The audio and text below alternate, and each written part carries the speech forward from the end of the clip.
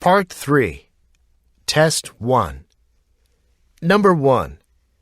Dear Minister of Welfare, I am the chairperson of the Blue Veil Legislative Committee, representing more than 200 senior citizens in the community. We are concerned about the planned reduction of the bus services offered to the elderly, since many of them are now unable to drive. The elderly in our community solely depend on the bus services to go to the clinics and the grocery shops. These services give them the convenience of staying in their homes rather than taking up residence in expensive nursing homes. The independence they enjoy is beneficial to them, and also the welfare department is saving a big amount that would have gone to professional caregivers. For this reason, we are asking you not to reduce the bus services. The senior citizens in our community will surely appreciate it. Sincerely, David Lowe. Number 2. Out of the gloom, a sound broke the silence. A faraway, thin, yip-yap kind of sound. A dog. It was a dog barking. There was a dog down here. If there was a dog down here, there would probably be a person down here with the dog. If I could just walk toward the dog's sounds, the person could direct me out of this forest. A wave of ease washed over me. Things were looking up, or so I thought. The faraway yipping was joined by nearer yapping. A couple of dogs? That seemed odd. Then came yelping, nearer still. Then howling. I froze. The hairs on the back of my neck stood up. Then the whole forest seemed to explode in dog howling. Only they weren't dogs. They were coyotes. The coyotes Ellen had told me about. The ones that stole cats and ate them. Cat eaters. Meat eaters. I realized with a start that out here in this wilderness, I was not some cool kid in slightly battered fancy running shoes. I was meat. I ran. Number 3. Cultural patrimony is inalienable, and cultural objects have their greatest value to society when they remain and can be studied in their place of origin. All nations, as well as the international museum community, must accept, either based simply on a moralistic theory of what is right and justifiable, or on the recognition of a crucial necessity to protect and conserve the cultural heritage, that nations and museums must join together to help protect and preserve each country's treasures. Such protection and preservation does not translate to a right to take another country's cultural patrimony. It is peculiar indeed that many leading museum officials have not encouraged such a national attitude and even have justified, indirectly at least, the trafficking in cultural treasures. Museum officials must begin to follow a stricter code of ethics with regard to their acquisitions. Provisions of the Code of Ethics adopted by the International Council of Museums should provide the example for all museums. Number 4. In the early 1900s, motors were changing the world. Big, heavy motors ran factories and trains and the gears of automation. If big motors changed work, they were sure to change the home too. So the 1918 edition of the Sears Roebuck catalog featured the home motor, a 5-pound electrical beast that would lighten the burden of the home. The single home motor would supply all the power needs of a modern family. Also for sale were plug-ins that attached to the central home motor, an egg beater device, a fan, a mixer, a grinder, a buffer. Any job that needed doing, the handy home motor could do. Mark Weiser, a scientist at Xerox, points out that the electric motor succeeded so well that it became invisible. 80 years later, nobody owns a home motor. We have instead dozens of micromotors everywhere. They are so small, so embedded, and so common that we are unconscious of their presence. We would have a hard time just listing all the motors whirring in our homes today. We know the Industrial Revolution succeeded because we can no longer see its soldiers. Number 5. We are the drivers controlling the direction our lives will take.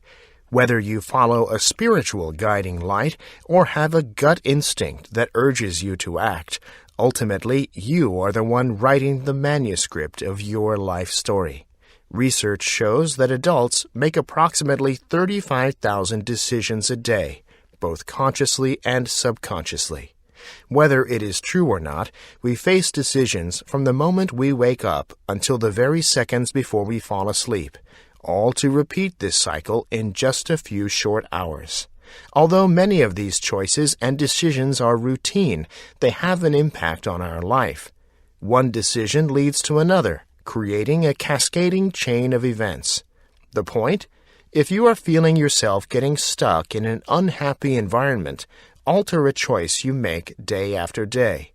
No, waking up 15 minutes earlier to do a morning run or deciding to smile at your coworkers as you walk past them will not instantly make your life perfect, but it could lead to a chain reaction that leads to an improvement.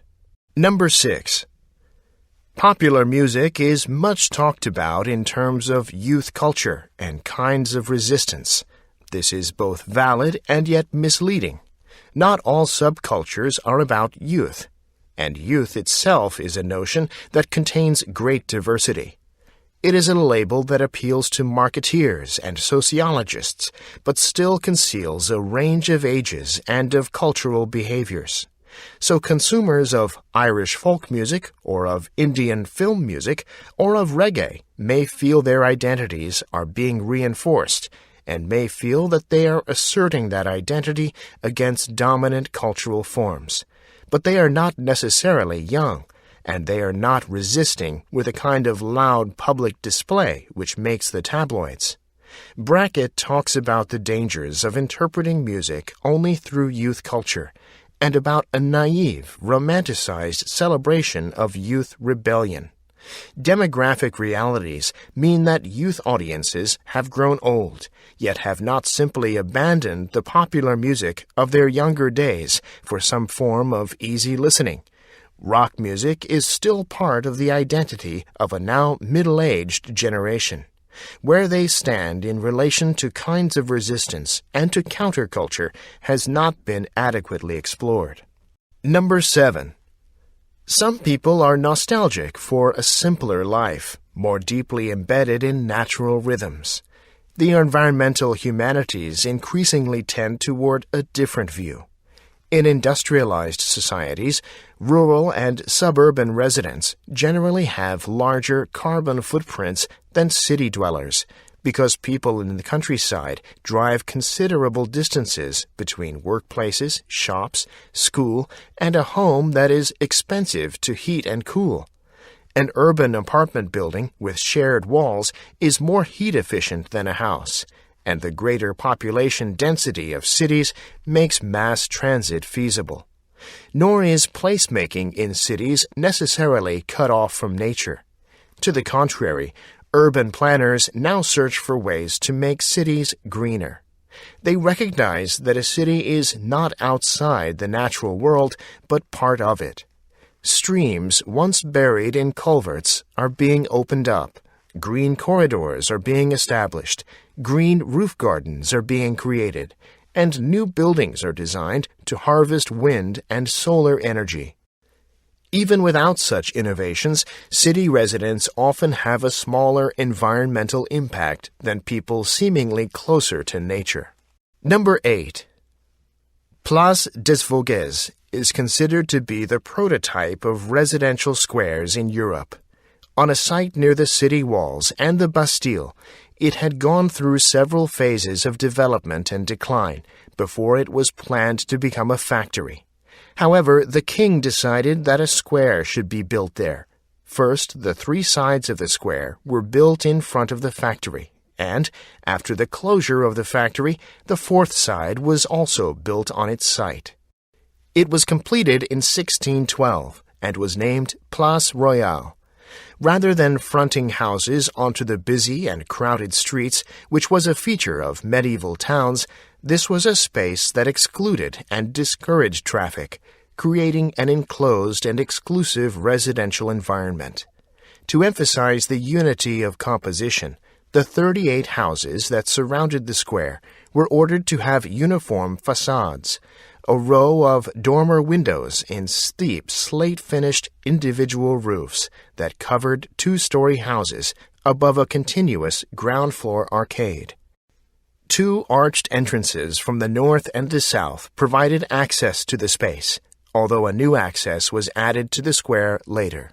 Number 9. U.S. adults' book consumption by formats, 2011 to 2019. The above graph shows U.S. adults' book consumption by formats from 2011 to 2019. More than 7 in 10 U.S. adults said they had read a book in the preceding 12 months in any format in each survey year from 2011 to 2019. Print books remained the most popular format among the 3 formats, with 65% of adults in 2019 saying they had read a print book in the preceding 12 months. While the percentage of U.S. adults reading e-books decreased from 28% in 2016 to 25% in 2019, there was an increase from 14% to 20% in the percentage of U.S. adults listening to audiobooks during the same period. The percentage of U.S. adults who read print books was over 5 times larger than that of those who listened to audiobooks in 2015, and the gap between the percentages of the 2 formats was smaller in 2019 compared to 2015. The percentage of U.S. adults who read books in any format continuously decreased throughout the survey period from 2011 to 2019. Number 10. Mother's Day Makeover Essay Contest. Would you like to spoil your mom with a head-to-toe Mother's Day makeover? Eva Spa has teamed up with local sponsors to offer one very special mom a deluxe health and beauty package. The package includes a one-night stay at the Old House Village Hotel, a 1-hour relaxation massage, a deluxe manicure, organic skincare, and makeup treatments at Eva Spa, a haircut and styling at Lavish Hair, a new outfit from Lotus Wear, a $100 gift certificate to the Atlas Cafe. To enter the contest, write a 300 to 500-word essay telling us why your mom is special to you. We'll select the winning essay, and the writer will win our Mother's Day package to give to their mom. Entries must be received no later than midnight on May 1st. Entries must be mailed to our store or emailed to info@evaspa.com. The winner will be announced on May 5th. Number 11. Peterson's Summer Swimming Program. The City Recreation Division's Summer Swimming Program begins on June 26th at several locations including the Costello Pool and the Riverside Vets Pools. The program includes summer camps from 9 a.m. to 11 a.m. Mondays through Fridays, family swim, general public from 1 p.m. to sunset 7 days a week, and swim lessons from 9 a.m. to 11 a.m. on Saturdays and Sundays. Monday to Friday, 9 a.m. to 11 a.m. Summer camps. Registration required. Saturday to Sunday, 9 a.m. to 11 a.m. Swim lessons. Every day, 1 p.m. to sunset. Family swim. Children under 13 must be accompanied by an adult. Summer camps are only open to Peterson residents. Registration begins at 8:30 a.m. on May 6, 2021 on our official website. For more information, contact us at 971-321-3131 or visit our website www.petersoncity.gov. Number 12. Most of the forest is dark because only 3% of the sun's light penetrates the canopy. For the plants under the trees, This makes it pitch black. You might not think so when you walk through the forest, but this has to do with the green shade you find there. Trees use the chlorophyll in the leaves to convert light, water, and carbon dioxide into sugar. Chlorophyll, however, has a green gap, which means it can't make use of this wavelength of light. As a result, green light is reflected, and this makes the forest seem brighter to human visitors than it does to plants, because plants cannot see this color. As 97% of all the other wavelengths of light have already been absorbed and processed in the canopy, from where the green plants on the forest floor are standing, things literally look gloomy. Number 13. The fisherman prefers to travel many thousands of miles to put himself through powerful disciplines, to learn a special vocabulary, and to enter a kind of piscatorial religion, all for the purpose of demonstrating his superiority over fish. He prefers the huge and powerful inhabitants of the sea, which are quite bothersome and have little food value. Once fastened to his enemy, the fisherman subjects himself to physical torture while strapped into a chrome barber's chair and resists for hours, having his arms torn off. But he has proved that he is better than fish. Or he may celebrate the fighting quality of the bonefish, which has no value except for the photographs of the antagonists. The fisherman endows the fish with great intelligence and incredible strength, to the end that in defeating it he is even more intelligent and powerful. Number 14. One of the keys to end all wars, hatred, bigotry, suffering, violence, and disease is kindness. Perform acts of kindness every single day. When you act with kindness, your brain increases its serotonin level going into your system. Serotonin is an organic compound found in the brain which makes you feel good. It also boosts your immune system. So, with acts of kindness, you get 2 for 1. You feel good and you ward off illness. However, here's the best part. The person who is the recipient of the act of kindness also feels an increase in his or her serotonin level, as well as does everyone in the immediate vicinity. This is beautiful stuff. If we all performed one little act of kindness each day, eventually we would have a world at peace and free of disease. Number 15. The inauthentic, as somehow not being the real thing, has long been a feature of the tourism industry. Whatever we may argue with regard to what the tourist may want, what he or she actually gets is another matter entirely. It is not difficult to conceive of a situation in which Shakespeare's birthplace was found not to be Shakespeare's birthplace, but was still promoted as such to tourists, many of whom would be none the wiser, and many others who would still be able to absorb an interesting presentation of social heritage without the hook of any famous association. Indeed, this is exactly what happened with Hans Christian Andersen's birthplace, which was preserved during his lifetime in honor of his achievement, but was also denounced by him as not being the birthplace at all.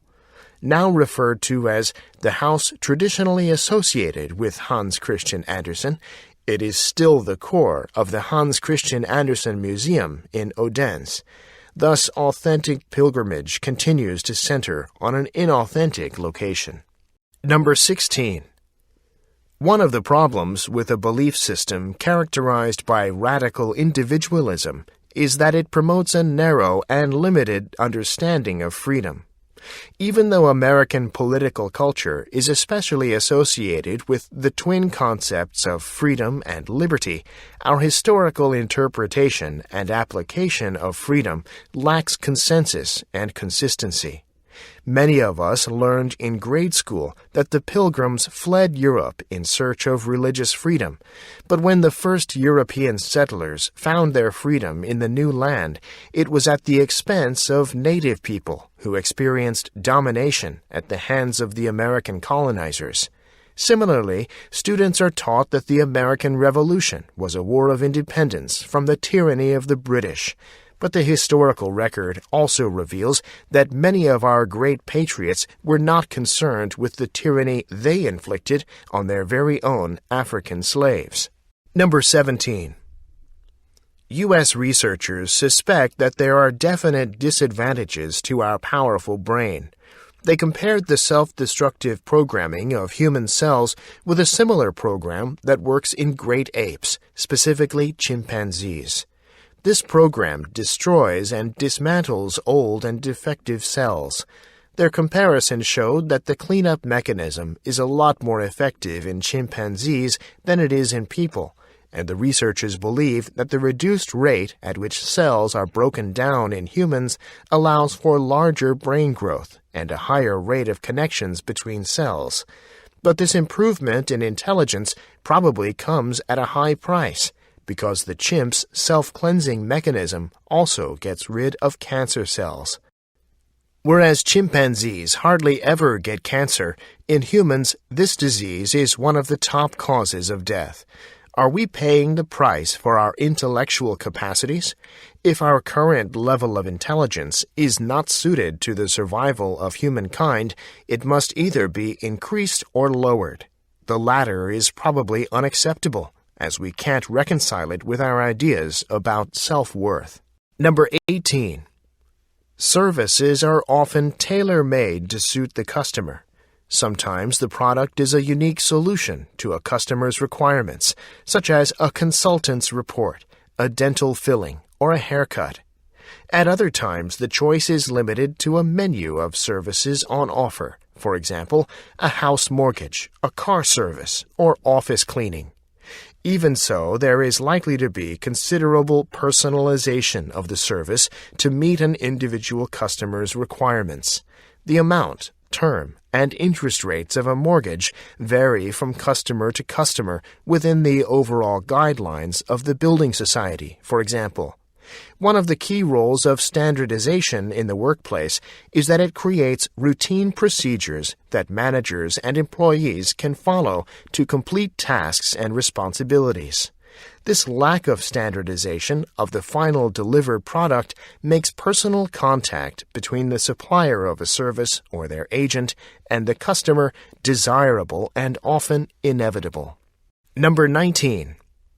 There is obviously a considerable range of possible legal, technical, and social options for managing the explosion of personal information. For example, Meyer-Schoenberger proposes mimicking human forgetting by introducing requirements to allow users to set expiry dates for digital information. As he further explains, this proposal would need to be supported by an appropriate legal framework. Although these sorts of proposals are worth pursuing, they face considerable practical barriers to implementation. To begin with, such a fundamental change in our technology infrastructure would require expenditure of considerable resources. It may, moreover, be difficult or impossible to get the agreement of technology companies to support the proposed transition. In addition, even if some form of technology-based expiry date were to be implemented, it may lead to a technological guerrilla war, as some interests may be concerned to circumvent technology-based expiry dates. Number 20. Deforestation causes more than the loss of trees for fuel, building materials, paper products, or manufacturing. Another related issue in the deforestation equation is soil erosion. Without the trees to hold the soil during heavy rains, soils are eroded away, leaving the ground in an unproductive state. In tropical areas, soils are often degraded and lack nutrients. Most of the nutrients in the tropical areas rest in decaying material at the base of the trees that supplies energy back into the ecosystem. Once the trees are removed, there is little replenishing of this energy supply. Soil erosion in tropical areas makes it hard for forests to grow back once they have been removed. Landslides can be a more severe component of the soil erosion problem. After heavy rainfall, entire hillsides saturated with water can slide downward, causing serious structural damage to buildings, homes, and agricultural plots. Tree roots help hold hillsides together and therefore help prevent landslides. Number 21. If your baby seems to be distressed by an embrace that seems quite natural to you, remember that he is not rejecting you. Up until recently, scientists assumed that all human beings experienced sensations in similar ways. We now know that individuals perceive the same stimulus very differently. Your feathery touch could feel tickly and irritating on your newborn's skin, while another baby might take delight in the same caress. Naturally, you may feel a little disappointed that your intuitive approach didn't immediately work, but you can experiment and find a touch that feels right for both you and the baby. It may take a while to hit upon the right balance, and you will no doubt feel frustrated and exhausted from time to time, just as your infant does. Always keep in mind that comforting your baby and slowly introducing him to new sights, sounds, and touches in the first few months of life is an inexact learn-as-you-go process for everyone involved. Number 22. Probably the greatest single change in human self-understanding to come from the 19th century was brought about by the theory of evolution. But alongside this was another, less obvious, but equally important development, the use of statistics. Today, we take it for granted that any examination of personal or social life will be set against a background of statistical information. For example, in order to study possible environmental factors in the incidence of disease, one looks at statistics for the disease in various environments or among people who do certain work or have a particular habit. On the basis of these, evidence is put forward in the form of people who do X are 80% more likely to contract Y. Thus, we often accept statistical correlations as good evidence for one thing causing another, even if the actual mechanism by which that cause operates is unknown. Modern sciences of humankind, psychology, sociology, political science, are quite unthinkable without a foundation of information gathered in the form of statistics. But it was only in the 19th century that humankind started to become the object of study in this way. Number 23. One way to consider the self-other status of the popular person is to contrast it with that of the elitist. Popular people and elitists both stand out from other group members. There is, however, a critical difference. The popular person stands out from the group but remains inextricably linked to it and wishes to foster both of these conditions. In contrast, the elite person stands out from the group but is distinct from it rather than linked to it. The elitist wishes to foster this distinction but does not wish to foster a link to the group. The distinctiveness of the elite person comes not from the group itself but instead from an external criterion, such as being a champion athlete, a successful student, an extremely privileged, wealthy, or good-looking person, or a certified expert in something. The distinctiveness of the popular person, however, does come from the group itself. The group recognizes the popular person as distinct, but also as a key member. In this way, the popular person stands out and fits in at the same time. Both elitists and popular people are distinct from other group members, but unlike elitists, popular people are connected to their group, and their distinctiveness comes from being acknowledged by the members of the group. Number 24 through 25. In recent years, research into the visual perception of motion has produced some very interesting results that allow us to interpret contemporary and past artists' intentionality in creating images. This is related to the notion of how humans respond to still images.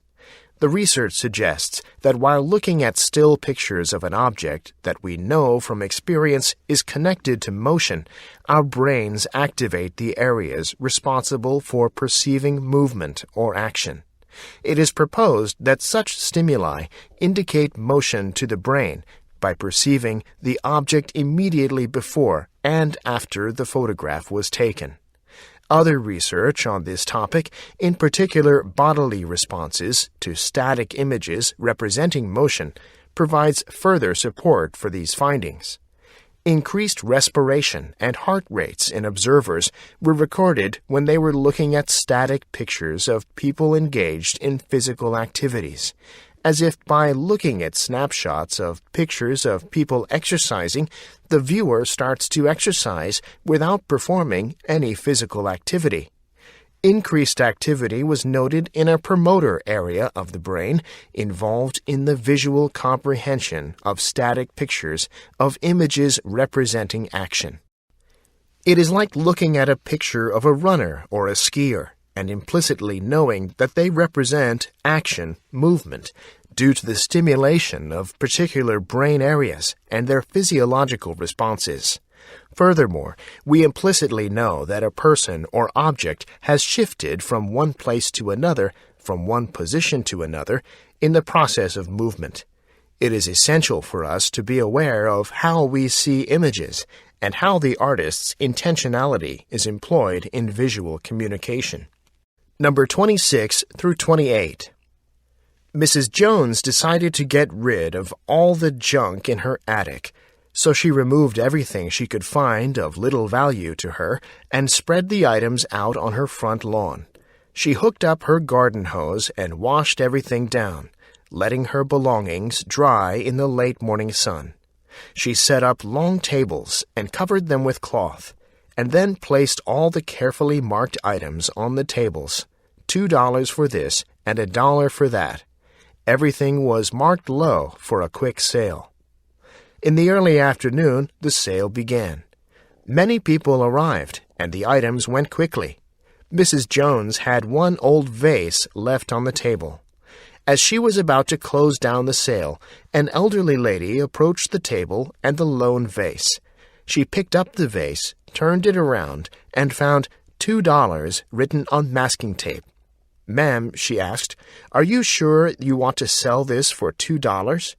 Mrs. Jones looked at the vase, tore off the masking tape, and placed a new piece of tape, marked only $1. Then she handed it back to the elderly lady. The lady looked at it again and asked, "Are you sure you want to sell this for $1? At this point, Mrs. Jones started to get angry because she thought the old woman was trying to get the vase for free. However, before she had time to confront the elderly lady, the lady said to her, "Don't you realize what you have here?" Mrs. Jones replied, "Yes, an old vase." To that the lady replied, "Ma'am, this is not only an old vase, but an antique vase worth somewhere around $3,000. Mrs. Jones reached for the vase, clutched it to her chest, thanked the old woman for her honesty, and ran into her house with the vase. She placed her treasure on the mantelpiece and now looks at it daily with kind eyes. She no longer hoses it down in the front yard, but treats it with care, cleaning it daily with the finest of oils. This vase that was in the attic for so many years is now viewed as a treasure and has become the center of attention when people visit. Every time Mrs. Jones cares for the old vase, she remembers the elderly lady's honesty.